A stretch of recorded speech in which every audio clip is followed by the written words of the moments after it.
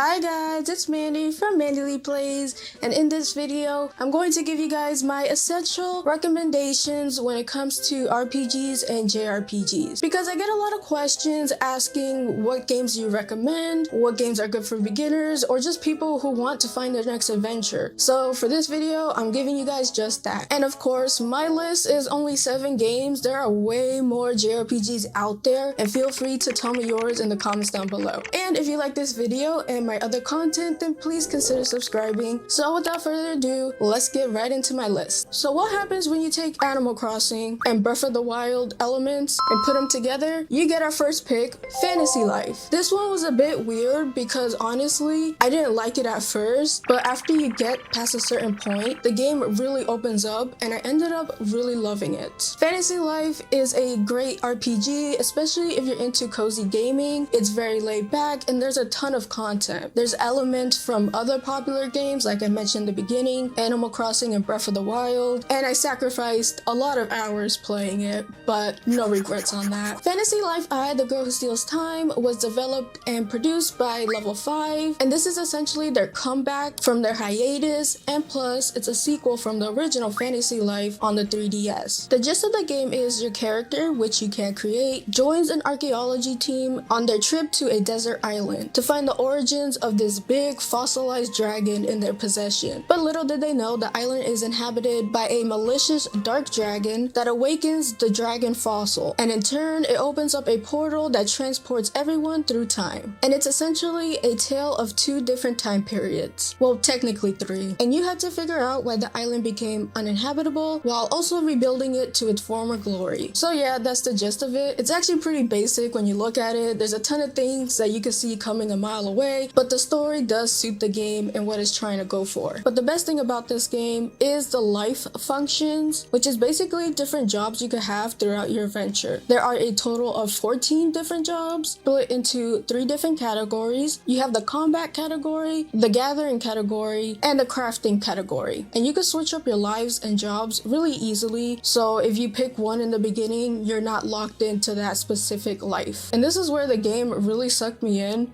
Hey yo! Because the gameplay loop is so addicting. Like I said in the beginning, there's an Animal Crossing like mechanic where you get to rebuild this whole town, and then there's an area that plays a lot like Breath of the Wild. I mean, they even have shrines and everything like that. So there is a lot of content in this game and it will keep you occupied for a long time. But for the main story, you don't really need to sink in as many hours as I did. So if you're into a cozy RPG with a lot of mechanics in it, then please play Fantasy Life I, The Girl Who Steals Time. Unfortunately, they don't have a physical version of the game in the West, but you could get it through Play Asia or VGP, and the Japanese copy does have a translation to English. So for all you physical collectors out there, hit up Play Asia or VGP. Next on the list is a classic, and that is for Dragon Quest III HD 2D Remake. And I'm recommending it to you because it's a classic. It really set the foundation for a lot of your favorite JRPGs. But honestly, if this game didn't get a remake, I probably wouldn't have played it, but they remade it in the beautiful HD 2D art style that I love so much, making it more accessible to newcomers without ruining the essence of the original game. My only gripe with this game is really the story, but I can't really fault it for that because it's a game of its time, and back then, story wasn't really on their priority list, and you could really tell with this game. But I'll share some of the story anyways. So essentially, you are the chosen warrior. Your father was this other chosen warrior, but then he disappeared somewhere, so on your 16th birthday you go out on an adventure and beat the evil Baramos. Again, it's a product of its time, so I'll forgive it for not having the best story. But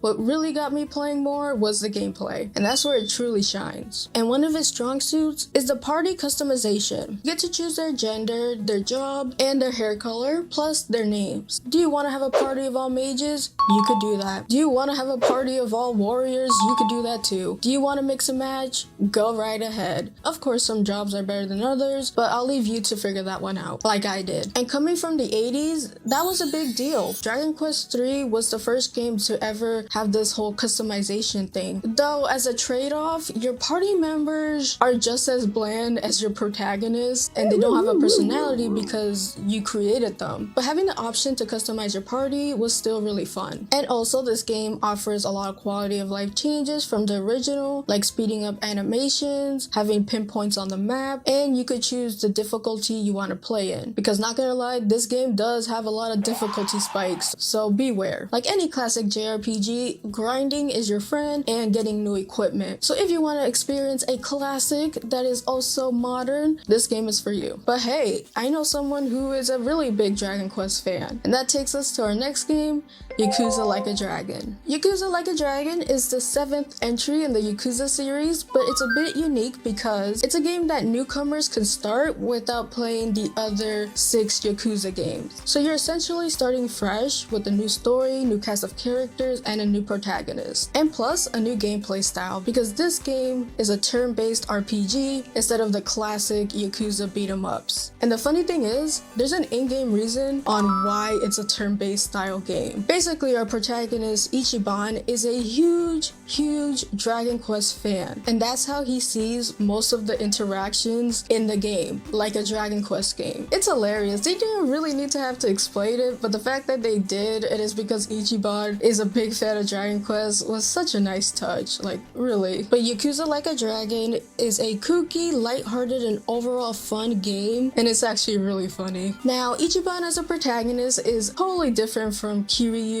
from the original Yakuza games. He's very nice, although he's too nice at some points. And starting from nothing, Ichiban builds a found family of mischiefs, and he starts to uncover a conspiracy involving organized crime, political corruption, and uncovering his own past. And the game achieves this really yin-yang type of balance. It has this magical aura that makes it not too serious, but when it's time to be serious, it takes itself seriously. I said serious like 3 times. And the gameplay supports this more silly tone as well, because it does have a traditional JRPG job system, but it's kind of a parody of JRPG job systems. For example, you have a character that uses office supplies as weapons, like thumbtacks or clipboards or stationary items, and there's a ton of side content that you don't necessarily need to do, although one is needed. So you're basically building a company from the ground up, and it's just very fun, and it's where a majority of your money comes from. I streamed this game from beginning to end, and it was just a fun time, a real roller coaster of emotions, and I can't recommend it enough. For the next game, we have one of my favorites. Can anybody guess? I'm sure you could guess. It's an Atelier game, but for this one, I'm putting Atelier Yumia. I was gonna put Atelier Ryza, but since the Ryza Trilogy DX thing is coming out, I don't want to recommend a game that has a better version of it not yet released. So I decided to choose Yumia. Atelier Yumia is basically an Atelier game plus a Breath of the Wild game. It's an open world adventure with lots of things to do, and one of my favorite things that really got me addicted was the exploration. I actually platinumed this game and 100%ed it, so I liked it a lot. This one's in its plastic because I got a review code from Koei Tecmo, but I bought this one for my collection. And keep in mind, I'm still going through an open world fatigue, but Yumia really snapped me out of it. Yeah, I might be a little bit biased because I love the Atelier series, but the game was honestly really good. First, let me go over a little bit of the story. So Yumia is our protagonist, and she is the only alchemist. In the world of Yumia, alchemy is considered a taboo. A lot of people look at Yumia with disdain at first because they just don't understand alchemy. A tale as old as time. But Yumia is not just in this to help people who don't care about her. She's actually interested in researching what caused the calamity that took away her mom. And in the end, it's up to Yumia to put the pieces together. Now, the story in Yumia is a bit darker than past Atelier games, but it still has that traditional Atelier slice of life moments as well. But of course, there won't be an Atelier game without alchemy, and the alchemy system is actually really good. My favorite is still Ryza's alchemy system, but Yumia's is close second. And while the alchemy looks really intimidating at first, throughout the whole game you will get the gist of it. It's just that they throw a bunch of tutorials at you. But my handy tip is to experiment and not just read tutorials. And trust me, you will get a lot of experience because Yumia has to make a ton of items to help not only her, but the rest of her party. Like medicine, armor, weapons, and items to use in battle. Also, a lot of the things that you will use items in the field, which ties into the overall addicting gameplay loop. To make certain items, you need to gather materials, and that in turn makes you explore more and more of the world. But gathering is not the only method. There is also combat, which honestly I really enjoyed, though it's not my favorite in the series. It's a hybrid of action RPG with turn-based RPG mechanics, but essentially your character keeps moving, you just have to put in the inputs. You could also do tag team attacks with your other party members, and then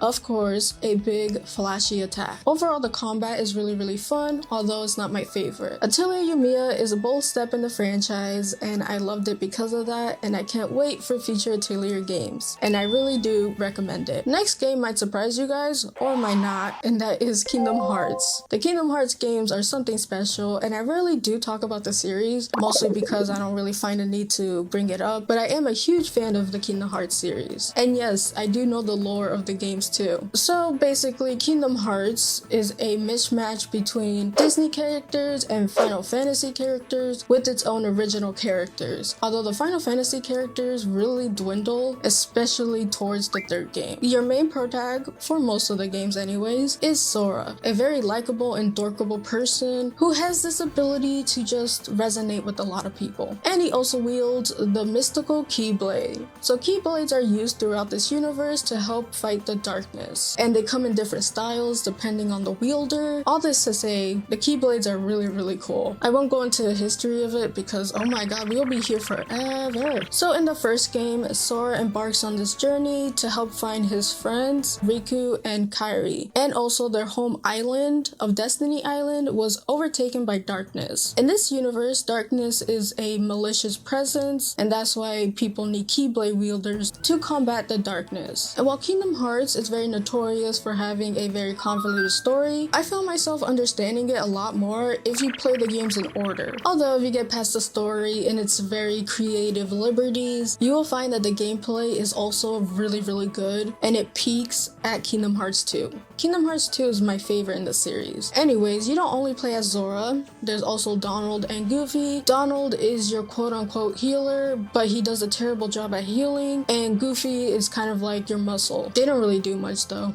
This game is an action RPG, but it does it so good. It offers fluid, fast-paced action combined with strategic use of magic, summons, and party commands. And it really set the groundwork for future action RPGs. And then there's the Disney aspect of Kingdom Hearts, and the Disney worlds usually have an important role to play in the story, although with Kingdom Hearts 3, they're basically just set dressings. So if you're looking for a great story, great gameplay, and great cringy moments, I highly recommend the Kingdom Hearts series. Now next on the list is a newer one, Expedition 33. This game came out of nowhere for me. I literally went into it not knowing anything. All I knew was the original trailer when it got announced, and that's it. And wow, I was expecting a mid kind of game, but it just blew my mind. Now for the story, I don't really want to talk about it, mainly because I went into this game blind, and I think you guys should go into it, story-wise at least, blind. This game is a Western RPG. It was made in France, but it does have a lot of JRPG inspirations thrown in there, and it wears its inspirations on its sleeve. But overall, this game is a very emotional journey, made more intense by the voice acting and animations that really made scenes hit so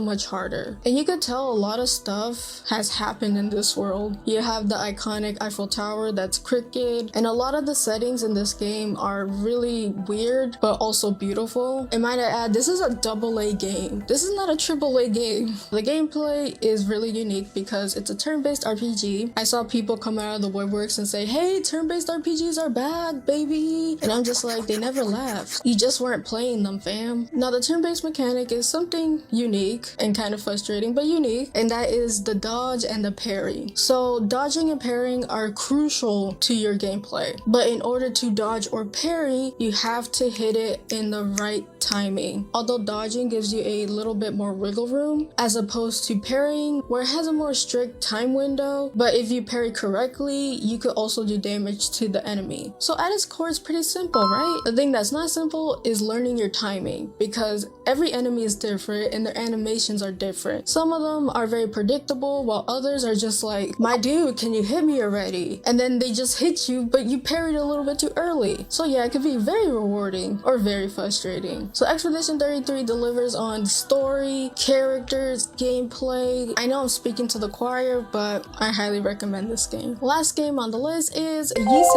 Lacrimosa of Dana, one of my favorite early Switch games, and it's one of my favorite RPGs. So this game is what really got me into the Yeast series. As the story goes, you play as Adol Christian, the signature red-haired adventurer who always attracts adventure. So when he hops on a ship with Dogi, it gets attacked by a massive sea creature, and they all wash up on the mysterious Isle of Seren. Adol must help build a functioning settlement and explore the island in search for secrets, but also in search of other survivors. The gameplay is nothing special, it's the usual action RPG mechanic, but there are things to spice it up, like your different party members have different unique attacks that might be weak to certain enemies, so you have to switch them around. But overall, it's just a very fun gameplay loop, all set on this mystical island with a lot of mysteries. I think that's the one thing I loved about this game so much, is the setting. It really gives me Lost vibes. Meanwhile, the parallel storyline of Dana runs in tandem with Adol's journey. So if you love anything I said with a splash of tropical setting, you will love Yeast 8 Lacrimosa of Dana. I played it originally on the Switch, although there is a more enhanced port for the PlayStation 5. So that is it for my video. I do hope you guys enjoyed and got some good info out of it. I love recommending games to people, and I love the feeling when that person was like, hey, that game you recommended to me is one of my faves now. I'm just like, oh. But again, this is only 7 games, and I'm sure there's a lot more other JRPGs out there that I didn't mention. So to help anybody in the comments, or to help me, please share me your favorite Essential JRPGs. If you like this video, then hit that like button, and if you like my content and would love to see more, then please consider subscribing. I'm trying to get to 10k by the end of the year, and I'm sure we could do it. So without further ado, hope you guys have a wonderful rest of the day, and as always, play a good game. Peace, peace.